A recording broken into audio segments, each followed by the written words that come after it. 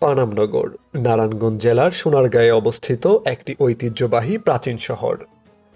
প্রাচীন সোনারগাঁর ৩ নগরের মধ্যে পানাম ছিল সবচেয়ে আকর্ষণীয়। এখানে কয়েক শতাব্দীর পুরনো অনেক ভবন রয়েছে, যা বাংলার বারো-ভূঁইয়াদের ইতিহাসের সাথে সম্পর্কিত। সোনারগাঁর ১০ বর্গ কিলোমিটার এলাকা জুড়ে এই নগরী গড়ে উঠেছে। বন্ধুরা, সোনারগাঁ লোক ও কারুশিল্প জাদুঘর থেকে উত্তর দিকে পায়ে হেঁটেই পৌঁছানো যায় অর্ধচন্দ্রাকৃতি পানাম পুলে, যদিও পুলটি ধ্বংস হয়ে গেছে। এই পুল পেরিয়েই পানাম নগর এবং নগরী চিরে চলে যাওয়া পানাম সড়ক। আর সড়কের দুপাশে সারি সারি আবাসিক একতলা ও দ্বিতলা বাড়িতে ভরপুর পানাম নগর।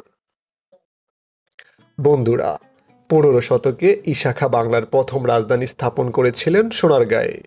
পূর্বে মেঘনা আর পশ্চিমে শীতলক্ষ্যা নদীপথে বিলেত থেকে আসত বিলাতি থান কাপড়, দেশ থেকে যেত মসলিন। শীতলক্ষ্যা আর মেঘনার ঘাটে প্রতিদিনই ভিড়ত পালতোলা নৌকা।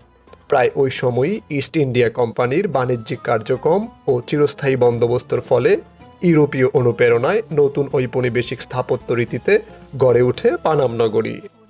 পরবর্তীতে এই পোশাক বাণিজ্যের স্থান দখল করে নেয় নীল বাণিজ্য।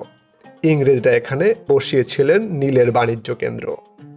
বন্ধুরা, ডব্লিউ হান্টারের অভিমত হল সুলতানি আমলে পানাম ছিল সোনারগাঁর রাজধানী, কিন্তু পানামে সুলতানি আমলের তেমন কোনো স্থাপত্য নজরে পড়ে না, তাই এই দাবিটির সত্যতা ঠিক প্রমাণিত নয়। এক্ষেত্রে জেমস টেলর বলেছিলেন, সোনারগাঁর প্রাচীন শহর ছিল পানাম। এই তথ্যটির সাথে বাস্তবে কোনো বিরোধ নেই। শহরটিতে ঔপনিবেশিক ধাঁচের দোতলা ও একতলা বাড়ি রয়েছে প্রচুর, যার বেশিরভাগ বাড়ি ঊনবিংশ শতাব্দীর। মূলত পানাম ছিল বাংলার সেই সময়কার ধনী ব্যবসায়ীদের বসতক্ষেত্র। ব্যবসায়ীদের ব্যবসা ছিল ঢাকা কলকাতা জুড়ে, তারাই গড়ে তোলেন এই নগরী।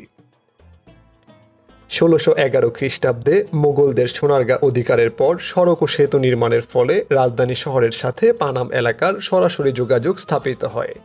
পানাম পুল, দুলালপুর পুল ও পানামনগর সেতুর অবস্থান ও ৩ দিকের খাল বেষ্টনী থেকে বোঝা যায় পানাম সোনারগাঁর একটা উপশহর ছিল।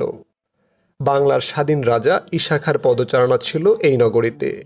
সুলতানি আমল থেকে এখানে বিকশিত ছিল বাংলার সংস্কৃতি।